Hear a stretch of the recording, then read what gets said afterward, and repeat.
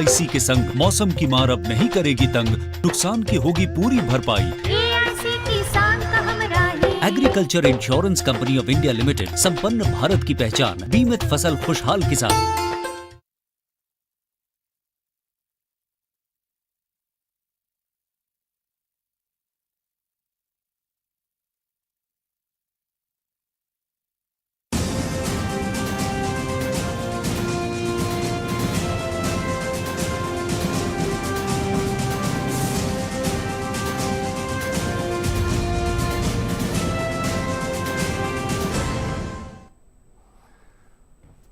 नमस्कार, किसान समाचार में आप सभी का स्वागत है। मैं हूं संतोष सोनी। तो चलिए सबसे पहले शुरुआत करते हैं मुख्य समाचारों के साथ।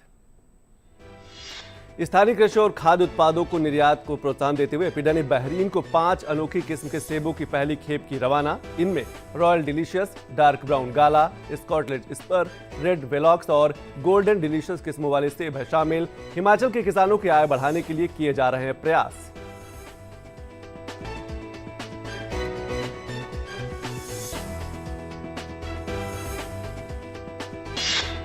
सरकार ने प्लास्टिक कचरा प्रबंधन संशोधन नियम 2021 अधिसूचित कर दिया है। इसके तहत वर्ष 2022 तक एकल उपयोग वाली प्लास्टिक वस्तुओं पर लगा प्रतिबंध। अगले वर्ष 1 जुलाई से एकल उपयोग वाली प्लास्टिक की अनेक वस्तुओं के निर्माण, आयात, भंडारण, वितरण, बिक्री और उपयोग पर रहेगी रोक। प्लास्टिक से जमीन की उर्वरा शक्ति और पर्यावरण को भी पहुंच रहा था नुकसान।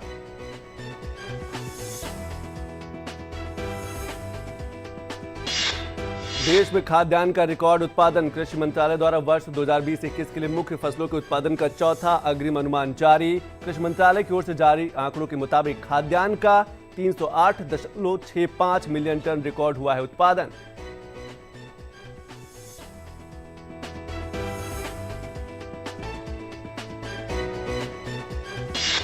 और उत्तर प्रदेश के कई हिस्सों में बाढ़ की स्थिति गंभीर बनी हुई है। राज्य के 24 जिले बाढ़ की चपेट में और कई प्रमुख नदियां उफान पर हैं। बाढ़ की वजह से हजारों हेक्टेयर धान की फसल हुई खराब। किसानों को फसल बीमा से राहत मिलने की उम्मीद। उधर बिहार में पटना, बक्सर, मुंगेर, भोजपुर और भागलपुर सहित 15 जिलों में बाढ़ की स्थिति और बिगड़ गई। और खबरों पर नजर विस्तार से। हिमाचल प्रदेश में पहाड़ों की दरकने की लगातार हो रही घटनाओं के बाद राज्य सरकार भी अलर्ट हो गई है। किन्नौर, चंबा और सिरमौर में पहाड़ दरकने के बाद कल अचानक पीर पंजाल की पहाड़ी से एक हिस्सा ढहकर चंद्रभागा नदी में जा गिरा।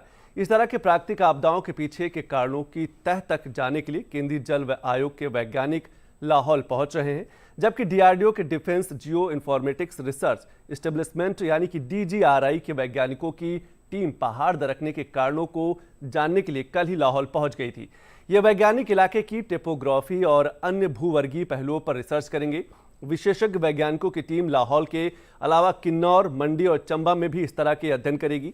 इस बीच किन्नौर में चौथे दिन तलाशी अभियान के तहत आज 2 शवों के और बरामद होने के साथ भूस्खलन में अब तक 19 शव बरामद कर लिए गए हैं, जबकि लगभग 10 लोगों की तलाश जारी है।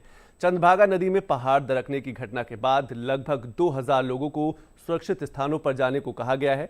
हालांकि चंद्रभागा नदी अब सामान्य रूप से बह रही है। इस बीच हिमाचल प्रदेश में मानसून का कहर जारी है और सभी नदी नाले उफान पर हैं। प्रशासन ने हिमाचल आने वाले सभी लोगों से अपील की है कि वे नदी नालों के पास न जाएं और न ही दुर्गम इलाकों में अकेले जाएं। वहीं बात उत्तर प्रदेश की करें तो उत्तर प्रदेश के कई हिस्सों में बाढ़ की स्थिति गंभीर बनी हुई है। राज्य के 24 जिले बाढ़ की चपेट में और कई प्रमुख नदियां उफान पर हैं। मुख्यमंत्री योगी आदित्यनाथ ने कल गाजीपुर और बलिया जिलों का दौरा किया। बलिया में सरयू, टोंस और गंगा नदियों में बाढ़ के कारण 34 गांव के 1.5 लाख लोग प्रभावित हुए हैं। उन्होंने गाजीपुर और बलिया जिलों के अधिकारियों को राहत और बचाव कार्य तेज करने का निर्देश दिया है। और बिहार की बात करें तो बिहार में पटना, बक्सर, मुंगेर, भोजपुर और भागलपुर सहित 15 जिलों में बाढ़ की स्थिति और बिगड़ गई है। गंगा नदी का पानी पटना, भागलपुर और मुंगेर के शहरी इलाकों में पहुंच गया है। पटना के हाथीडाह में गंगा का पानी खतरे के निशान से 43.17 मीटर को पार कर 43.21 मीटर पर पहुंच गया है। पानी की तेज गति से निकासी के लिए फरक्का बैराज के सभी द्वारों को खोल दिया गया है। करीब 25 लाख से अधिक लोग बाढ़ के कारण प्रभावित हुए हैं। 495 पंचायतों के 1300 से अधिक गांव बाढ़ग्रस्त हैं। 1,40,000 लोगों को सुरक्षित स्थानों पर पहुंचाया गया है।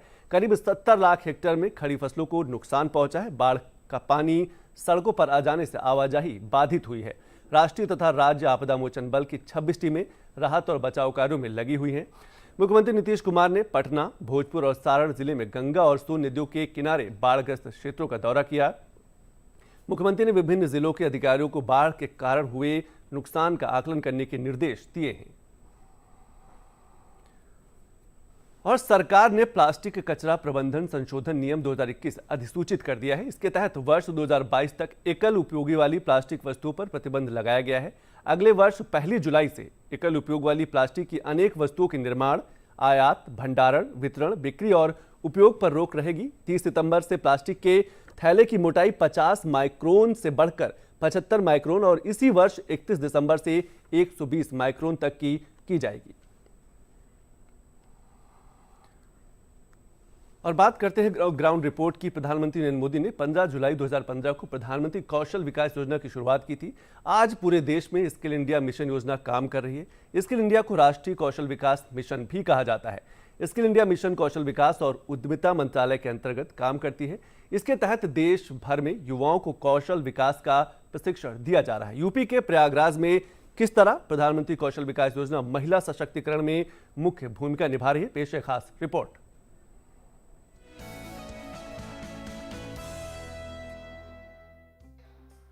यूपी के प्रयागराज में ये महिलाएं आत्मनिर्भरता की नई कहानी लिख रही हैं।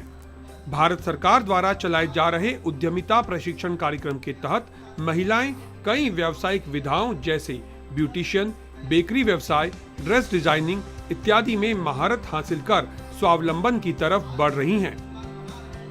हमें बहुत कुछ सिखाया गया। इसके बाद हम अपना खुद का एक बिज़नेस स्टार्ट करेंगे बहुत जल्द ही, क्योंकि हमने इतना कुछ सीखा है यहाँ पे। इसके बाद अगर हम नहीं करेंगे तो सही नहीं होगा। तो हम चाहते हैं जल्दी से अपना बिज़नेस स्टार्ट करके और भी बहुत सारी महिलाओं को और लोगों को रोज़गार देने की कोशिश करें, ज़्यादा से ज़्यादा लोगों को पहुँचाएँ। उद्यमिता विकास के अंतर्गत हम लोग हिंदी है और यहाँ से फैशन डिज़ाइनिंग करना है हमको। और फैशन डिज़ाइनिंग करके किसी इंटर्नशिप करके उसके बाद मुझे ऐसा करना है कि और मेरे साथ कई और लोग करें जो बेरोजगार हैं, वो उन्हें रोजगार मिले। देश की विशाल युवा आबादी को कौशल प्रशिक्षण देकर जॉब उपलब्ध कराने के लिए प्रधानमंत्री नरेंद्र मोदी ने साल 2015 में स्किल इंडिया मिशन की शुरुआत की थी। जमीनी स्तर पर कुशल मानव शक्ति के निर्माण के लिए प्रधानमंत्री ने कौशल विकास योजना की शुरुआत की। स्किल इंडिया योजना के तहत देश में हर साल कम से कम 24 लाख युवाओं को कुशलता की ट्रेनिंग देने का लक्ष्य रखा गया है। अब बड़ी संख्या में महिलाएं आत्मनिर्भर भारत की पहचान बन रही हैं। मैंने जहाँ तक सोचा था कि मैं एक ब्यूटिशियन खोलूंगी, लेकिन मैंने सोचा था मैं खुद घर में ही करूंगी, लेकिन मुझे लगता है कि मैं घर में करूं, लेकिन 3-4 लोगों को और इंक्लूड करके उनको भी शामिल करूं इस कार्य में। नए भारत में महिलाओं की बड़ी भूमिका है। आज जब देश आजादी का अमृत महोत्सव मना रहा है, ऐसे में महिलाओं की भागीदारी हर क्षेत्र में अहम है। स्किल इंडिया मिशन का मकसद देश भर में कौशल विकास योजनाओं को एकीकृत करना और उनकी निगरानी करना है। स्किल इंडिया मिशन का उद्देश्य भारतीय युवाओं को उद्योग से संबंधित कौशल प्रशिक्षण लेने में सक्षम बनाना है। इसका केवल और एकमात्र उद्देश्य है कि महिलाओं को सशक्त किया जा सके, लोगों को फॉरवर्ड लिंकेजेस, बैकवर्ड लिंकेजेस, इनकी मार्केट को ऐड किया जा सके। जो भी कौशल ये लोग सीख रहे हैं उसको अपने जीवन में उतार कर उसका एंटरप्राइज बनाएं और जॉब सीकर ना बनकर जॉब क्रिएटर बन सकेंगे। स्किल इंडिया मिशन में केंद्र सरकार इसे अधिक प्रभावी बनाने के लिए स्किल ट्रेनिंग की क्वालिटी बढ़ा रही है। सरकार स्किल ट्रेनिंग की क्वालिटी को अंतर्राष्ट्रीय मापदंड के अनुसार लाना चाहती है और देश के करोड़ों युवाओं को हर साल वर्क फोर्स में शामिल करना चाहती है। स्किल इंडिया ट्रेनिंग में शामिल ये महिलाएं प्रशिक्षण के बाद न केवल अपना व्यवसाय शुरू कर रही हैं, बल्कि अन्य महिलाओं को भी रोजगार देने में सक्षम बन रही हैं। डीडी न्यूज के लिए प्रयागराज से राजीव खरे की रिपोर्ट।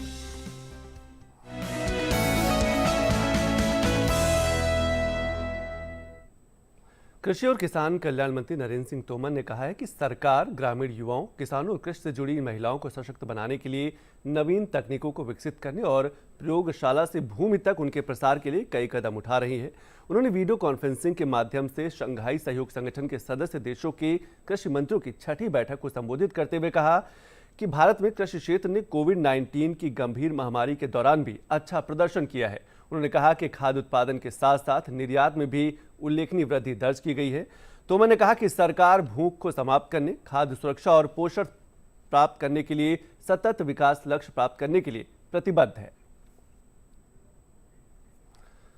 और अब बात करेंगे खादी और उसके बढ़ते रोजगार की, ताकि जो कपास की खेती करने वाले जो किसान हैं उनको बढ़ावा दिया जा सके, उनकी जो आर्थिक आय है उसको बढ़ावा दिया जा सके। खादी और ग्रामोद्योग आयोग को अर्धसैनिक बलों के लिए 10 करोड़ रुपए की 1.91 लाख खादी कपास दरियों की आपूर्ति का आदेश मिला है। यह आदेश भारत तिब्बत सीमा पुलिस से प्राप्त हुआ है ताकि जो कपास की खेती करने वाले किसान हैं उनकी आय में कहीं न कहीं बढ़ोतरी की जा सके। 6 जनवरी को दरियों की आपूर्ति के लिए केवीआईसी आईटीबीपी के बीच समझौते के अनुसार ये आपूर्ति की जा रही है, यानी कि सुरक्षा बलों को वो दरी दी जाएगी। गृह मंत्री द्वारा केंद्रीय सशस्त्र बल पुलिस बलों में स्वदेशी उत्पादों पर विशेष जोर के मद्देनजर यह खरीद की जा रही है। गृहमंत्री ने सभी सशस्त्र बलों में केवल स्वदेशी उत्पादों के उपयोग का भी आदेश दिया था, यानी कि जो स्थानीय उत्पाद है उनको बढ़ावा दिया जाएगा। केवीआईसी 1.98 मीटर लंबाई और 1.07 मीटर चौड़ाई की नीली रंग की दरिया बनाकर सुरक्षा बलों तक पहुंचाएगा। कपास की दरियों का उत्पादन उत्तर प्रदेश, हरियाणा, राजस्थान और पंजाब के खादी संस्थानों द्वारा किया जाएगा। इस खरीद से ही खादी कारीगरों के लिए अनुमानित 1.75 लाख श्रम दिवसों का अतिरिक्त कार्य सृजित होगा।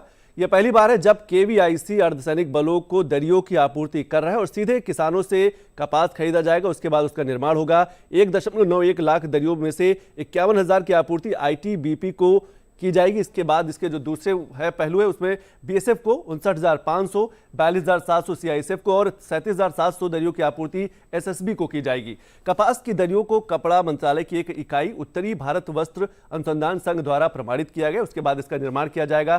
केवीआईसी नियमित रूप से सुरक्षा बलों को बड़ी मात्रा में कच्ची घानी सरसों के तेल की भी आपूर्ति पहले से करता रहा है। और एक तरफ जहां अधिकांश लड़के पढ़ लिख कर अच्छे पैकेज के लिए विदेशों में जॉब करते हैं, वहीं राजस्थान के अजमेर की रहने वाली अंकिता ने विदेश की जॉब छोड़कर अपने वतन आकर डेयरी फार्मिंग व जैविक खेती करने का कार्य किया। अमेरिका की नौकरी छोड़कर आई अंकिता आज न केवल खुद बल्कि अन्य लोगों को भी रोजगार दे रही। पेश है खास रिपोर्ट। आज के अधिकतर युवा विदेशों की जीवन शैली और वहां होने वाली मोटी कमाई के प्रति आकर्षित होकर देश छोड़कर विदेशों में बसने की इच्छा रखते हैं। पर क्या आप विश्वास करेंगे कि हमारे देश की एक बेटी अमेरिका में लाखों का पैकेज छोड़कर अपने देश केवल इसलिए लौट आई क्योंकि उसे अपने पिता की खेती और डेयरी का काम संभालना था। जी हाँ, अजमेर की रहने वाली 34 वर्षीय अंकिता कुमावत ने अमेरिका और जर्मनी की कंपनियों में काम करने के बाद वहां से नौकरी छोड़कर अपने गांव का रुख किया और अपने पिता और पति के साथ एक गौशाला की शुरुआत की और आज प्रकृति के बीच रहकर जैविक खेती कर रही हैं। अच्छा रोजगार कमा रही हैं और 100 से ज्यादा लोगों को रोजगार देने में सक्षम हैं। मैंने मेरी जॉब्स करी थी यूएस में, जर्मनी में और फिर उसके बाद मैं इंडिया आ गई थी ये सोच के कि मेरे को मेरा खुद का कुछ करना है जो कि सोसाइटी के लिए अच्छा हो, मैं सोसाइटी के लिए कुछ अच्छा कर सकूं, लोगों को एम्प्लॉयमेंट प्रोवाइड कर सकूं। इंडिया आने के बाद मैंने 2014 में अपना डेयरी फार्म सेटअप किया है और मेरे पास मेरी खुद की गिर काउज हैं और एग्रीकल्चर है जहाँ पे मैं ऑर्गेनिक फार्मिंग करती हूँ, विच इज़ केमिकल फ्री, कोई केमिकल पेस्टिसाइड्स या फंगिसाइड्स यूज़ नहीं करते हैं। दरअसल राजस्थान के अजमेर की रहने वाली अंकिता ने सबसे पहले 2009 में IIM कोलकाता से अपनी पढ़ाई पूरी की। इसके बाद उन्होंने जर्मनी और अमेरिका में करीब 5 साल तक नौकरी की। यहाँ उन्हें हर सुख सुविधा मिल रही थी जो किसी भी युवा का सपना होता है, लेकिन अपने पिता के कहने पर अपने वतन वापस लौट आईं। उनके पिता फूल सिंह कुमावत PWD में इंजीनियर थे, लेकिन उन्हें प्रकृति से जुड़ाव था और वो गायों की सेवा करते थे। अंकिता ने भी फैसला किया कि वो अपनी पढ़ाई और पेशे से लोगों के काम आना चाहती हैं। यहाँ आने के बाद अंकिता ने अपने पिता के साथ डेयरी, ऑर्गेनिक फार्मिंग और फूड प्रोसेसिंग का काम शुरू किया। अंकिता ने समझा कि इस काम में समाज की भलाई के साथ साथ बढ़िया मुनाफा भी है। बस जरूरत है तो काम करने के तरीके और मार्केटिंग पर फोकस करने की। इसके बाद उन्होंने नई टेक्नोलॉजी पर विश्वास जताते हुए सोलर सिस्टम डेवलप किया, ड्रिप इरिगेशन टेक्निक पर इम्प्लीमेंट किया, खेती का दायरा बढ़ाया, मवेशियों की संख्या बढ़ाई और साथ ही साथ खुद भी कई संस्थानों से ट्रेनिंग लेने लगी। आज उनके पास 50 गिर गायें हैं और वो लगभग 300 से ज्यादा जैविक उत्पाद तैयार कर व्यापार कर रही हैं। आज स्थिति ये है कि उनकी कंपनी का सालाना टर्नओवर लाखों में है। Bureau report. और बात करेंगे पराली की। खेतों में पराली की समस्या से निपटने और उसे जलाने से होने वाले प्रदूषण को नियंत्रित करने के लिए पुणे के अगरकर अनुसंधान संस्थान ने नई प्रौद्योगिकी विकसित की है, जिससे फसल अवशेषों को हाइड्रोजन और मीथेन में बदला जा सकता है। यह संस्थान भारत सरकार के विज्ञान और प्रौद्योगिकी विभाग का एक स्वायत्त संस्थान है। शोधकर्ताओं का दावा है कि संस्थान ने दुनिया में पहली ऐसी प्रौद्योगिकी विकसित की है जिसे पराली से हाइड्रोजन बनाया जाता है, जिसका उपयोग वाहनों के लिए किया जा सकता है। इसके लिए धान, गेहूं और मक्का की पराली का इस्तेमाल किया जा सकता है।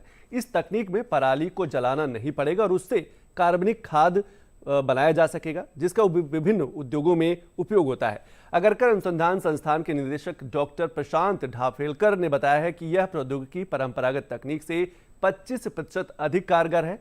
सेंटिएट लैब के अध्यक्ष रवि पंडित ने बताया कि कृषि अवशेष से हाइड्रोजन तैयार करने से ऊर्जा संसाधनों में आत्मनिर्भरता हासिल करने में भी मदद मिलेगी। यह किसान समुदाय के लिए राजस्व का भी साधन बनेगा। और बात करेंगे हिमाचल प्रदेश की, जहां वहां के जो मुख्य अच्छे जो सेब की किस्में हैं वो बहरीन को निर्यात की जा रही है। हिमाचल प्रदेश के 5 अनोखी किस्म के सेबों की जो पहली खेप है वो बहरीन को रवाना की गई, ताकि जो स्थानीय किसान हैं उनसे सेब खरीद कर बहरीन को निर्यात किया जा सके।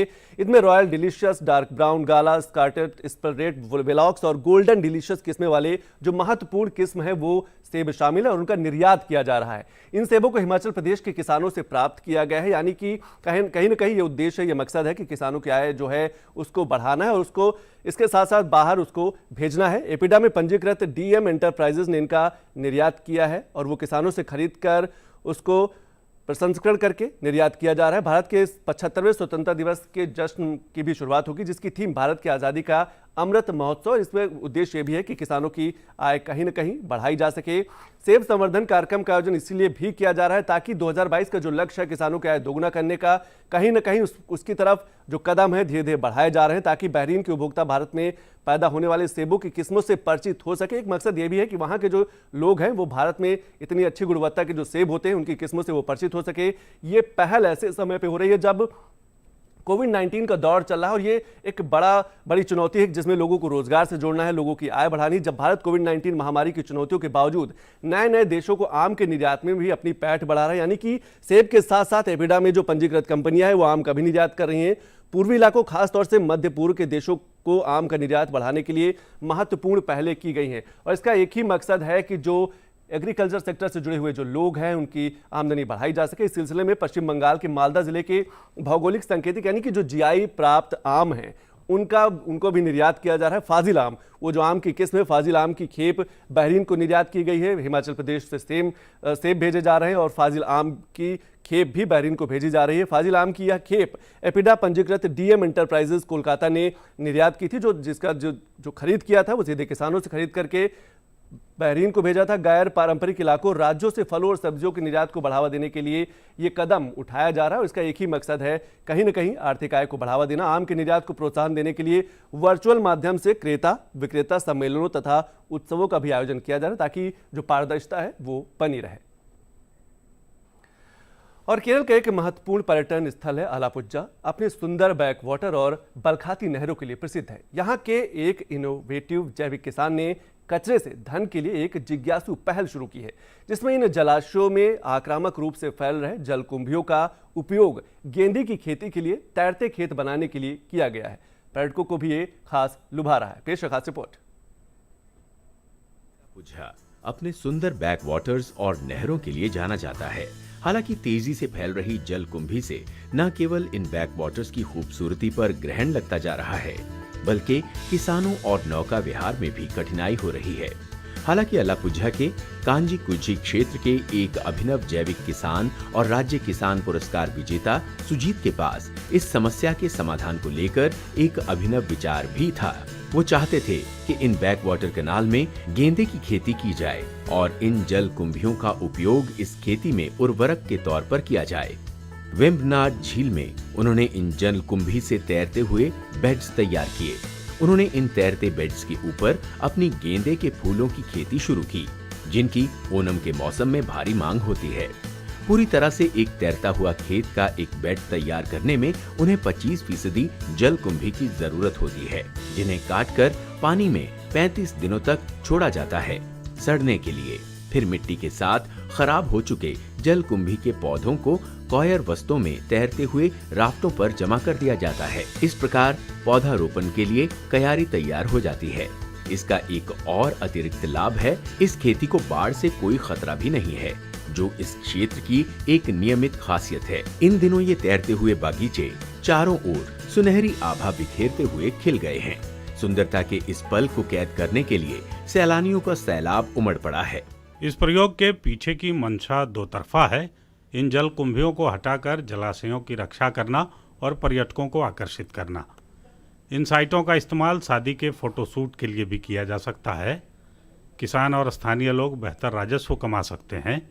पंचायत और अधिकारी अब इस क्षेत्र की पर्यटन क्षमता को बढ़ावा देने के लिए इसका लाभ उठाने पर विचार कर रहे हैं।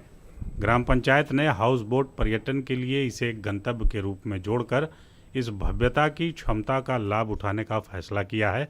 हम 50 से अधिक ऐसे बेड बनाने और खेती की शैली को फैलाने के लिए विभिन्न स्वयंसेवी समूहों को इसमें शामिल करने का इरादा रखते हैं। कोविड काल में यह वास्तव में पर्यटन के लिए एक बूस्टर पैकेज की तरह होगा। यह इस अनोखी दृश्य का आनंद लेने के लिए अधिक आगंतुकों को आकर्षित करेगा। सुजीत की सफलता टिकाऊ कृषि और 2022 तक किसान की आय को दोगुना करने के सरकार के दृष्टिकोण के अनुरूप है। ये वास्तव में एक समावेशी मॉडल है, जो किसानों को अपने स्थायी दृष्टिकोण और अंतर क्षेत्रीय संबंधों के साथ समृद्धि लाता है। अलापुझा से रवि मरारी। और बात महाराष्ट्र की करेंगे। महाराष्ट्र में औरंगाबाद के रहने वाले रवि ज्ञान प्रकाश चौधरी देश में अब तक 35 से ज्यादा जंगल बना चुके हैं। महाराष्ट्र के ट्री मैन के नाम से मशहूर हो चुके रवि अब तक अपने प्रयास से 2 लाख से ज्यादा पेड़ लगा चुके हैं और वर्ष 2025 तक 10 लाख पेड़ लगाने का इन्होंने लक्ष्य रखा है। दिल्ली में हमारे संवाददाता गिरीश निशानस ने रवि से खास बातचीत की। देश में अब तक छोटे बड़े करीब 35 से ज्यादा जंगल बना चुके रवि ज्ञान प्रकाश चौधरी हमारे साथ हैं, जो ट्री मैन के नाम से भी मशहूर हो चुके हैं देश के अंदर। प्रयास यूथ फाउंडेशन जो हमारी संस्था है, उसके माध्यम से राष्ट्र स्तर पर अब तक हमने 35 से ज़्यादा अर्बन फॉरेस्ट क्रिएट किए हैं, जिसमें मियावाकी फॉरेस्ट है या फिर हाई डेंसिटी प्लांटेशन के माध्यम से जो जंगल क्रिएट किया जाता है वो है। एक जंगल में करीब कितने आपने पेड़ लगाए हुए? ये जो 35 से ज़्यादा फॉरेस्ट बनाए गए हैं, इसमें 500 से लेकर 75,000 पेड़ों तक के फॉरेस्ट हैं। ये एक आधुनिक तरीके से प्लांटेशन किया जाता है और ये सिर्फ प्लांटेशन ना होकर एक अर्बन फॉरेस्ट मतलब विद इन अ ईयर ये एक जंगल का रूप ले लेता है। मियावाकी फॉरेस्ट या मियावाकी मेथोडोलॉजी से बेस्ड ये जंगल होते हैं। प्रेरणा कहाँ से आपको मिली है? जी, प्रेरणा तो एनसीसी ने दी है। मैं एनसीसी का एक्स कैडेट रह चुका हूँ। 2010 में राजपथ परेड पर भी था। हमने 2010 में प्रयास ग्रुप नाम से एक छोटा सा ग्रुप शुरू किया था और पर्यावरण संरक्षण के क्षेत्र में अपना कदम आगे बढ़ाया। अभी तक हम लगभग 2 लाख से ज़्यादा पेड़ लगा चुके हैं। आप पर्यावरण और देशभक्ति को कैसे जोड़ते हैं? पर्यावरण के क्षेत्र में हमने बहुत सारे जो जंगल बनाए हैं वो हमने राष्ट्र पुरुषों को डेडिकेट किया है। जैसे कि 2020 विजन को जो कलाम सर के इसमें था, तो हमने कलाम सर के नाम पर एक फॉरेस्ट बनाया है। नेताजी सुभाष चंद्र बोस जी के नाम पे हमने एक ऑक्सीजन पार्क बनाया है जिसमें 6000 पेड़ हैं। और कारगिल वॉर में जो 527 जवान शहीद हुए थे, उन सभी के नाम पर एक बरगद का पेड़ लगाया जा रहा है, जिसमें जो शहीद जवान थे उनमें उनका क्या रोल था वो भी हम मतलब उस पर लगाने वाले हैं उन पेड़ों में, ताकि हमारी आने वाली जो पीढ़ी है तो वो एक समझ सके कि इन वीरों ने हमारे लिए क्या कंट्रीब्यूशन दिया है। कोई पौधा लगाते हैं तो कोई गीत भी तैयार करते हैं। आजकल का युवा है थोड़ा सा म्यूज़िक को ज़्यादा मतलब पसंद करता है, तो हम बहुत सारे मतलब प्लांटेशन इसमें हम हमारे गिटारिस्ट हैं जो हमारे वाइस सेक्रेटरी हैं, या फिर और बहुत सारे मेंबर्स हैं जो मतलब अच्छा गा भी लेते हैं और बजा भी लेते हैं गिटार, जिसमें जैसे अगर किसी का बर्थडे है तो उनके नाम पर हम प्लांटेशन करते हैं। किसी को कोई मतलब सक्सेस मिला है, कोई कामयाबी मिली है, उसके इसमें भी प्लांटेशन हम करते हैं। किस तरह के आप पौधे लगाते हैं और लक्ष्य क्या रखा है? नॉर्मली प्रयास के माध्यम से हम इंडिजीनियस यानी जो नेटिव पौधे होते हैं, देसी पौधे होते हैं, वो लगाते हैं। और लगभग हमने अभी तक 80 से ज़्यादा नेटिव पौधे लगाए हैं। ज़्यादातर हम पीपल है, बरगद है, अर्जुन है, कदम्ब है, नीम है, पाकड़ है, इस तरह के पौधे हम लगाते हैं, ताकि एक जो इन पौधों की ऑक्सीजन देने की कैपेसिटी भी ज़्यादा होती है, और एक जो पीपल है, बनियान ट्री है, जिसे हम बरगद भी कहते हैं, उनका मतलब लाइफ भी काफ़ी ज़्यादा होता है। जो हमारा लक्ष्य है ये 2025 तक 10 लाख पेड़ लगाने का एक बहुत ही महत्वाकांक्षी लक्ष्य हमने हमारे सामने रखा है। पेपर पे पेड़ लगाना बहुत आसान होता है, बट वास्तव में पेड़ लगाकर उसे संभालना 3 सालों तक, ये बहुत ही मतलब चुनौतीपूर्ण एक लक्ष्य हमने सामने रखा है। पर मुझे अपने एनसीसी के संस्कारों पर पूरा भरोसा है कि कठिन कार्य है, बट हम इसे ज़रूर पूरा करेंगे। कार्य कठिन जरूर है लेकिन नामुमकिन नहीं, और इस नामुमकिन कार्य को संभव कर दिखा रहे हैं रवि ज्ञान प्रकाश चौधरी, जिनका लक्ष्य है कि 2025 तक ये देश भर में 10 लाख पेड़ पौधे लगाएंगे। कैमरामैन गोपाल दास के साथ गिरीश निशाना, डीडी न्यूज, दिल्ली। तो इन्हीं खबरों के साथ किसान समाचार में अभी बस इतना ही। नमस्कार।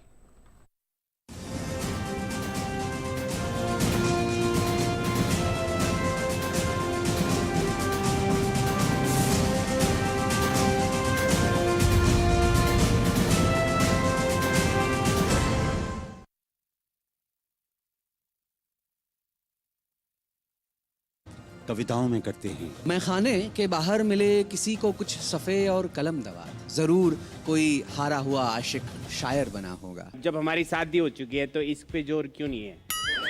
तो बेजान शब्दों में रंग भरते हैं। मुझको उजलत कोई नहीं है, पर ऐसे होंगे हमारे साहित्य के महारथी। आज भी जब भी ये पहली बारिश की पहली बूंद मेरी हथेली पर गिरती है ना, तो याद सबसे पहले तुम्हारी ही आती है। हम ढूंढ रहे हैं 100 करोड़ का कवि। देखिए हर रविवार रात 9 बजे डीडी किसान पर।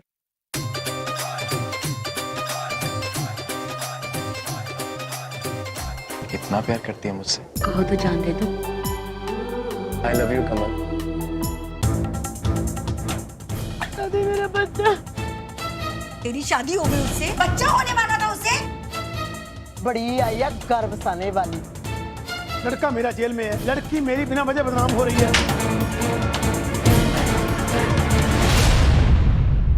बंटवारा सोमवार से शुक्रवार रात्रि 9 बजे डीडी किसान पर। मैं हूँ श्रुति पनवर और हमारे साथ है किसान मित्र फेमस लाल और साथ में डिजिटल दीदी, और हम लोग किसान बहन भाइयों के लिए लेकर आ रहे हैं छटाक भर खुशी में। इसमें बात होगी कृषि के बारे में और मुलाकात होगी ज्ञान, विज्ञान और कला के क्षेत्र में मशहूर हस्तियों से, और कराएंगे आपको भारत के खूबसूरत जगहों की सैर, और उठेगी यहाँ गीत संगीत की लहर, क्योंकि सबके लिए है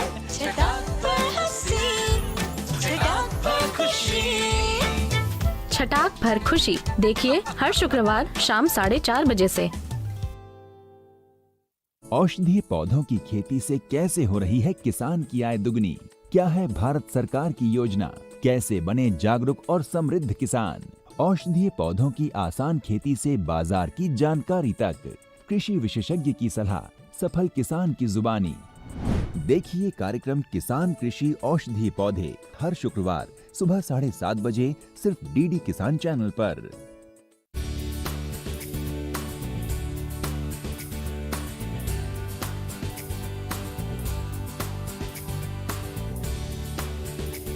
हिम्मत, मेहनत, लगन से अपने सपनों को पूरा करती, महिला स्वावलंबन और सशक्तिकरण की नई मिसाल पेश करती, स्वरोजगार से आत्मनिर्भर बनती, संघर्ष से पहुंचती मंजिल तक, बेमिसाल बेटियां आंगन से बुलंदियों तक। हर बुधवार सुबह 7:30 बजे सिर्फ डीडी किसान पर।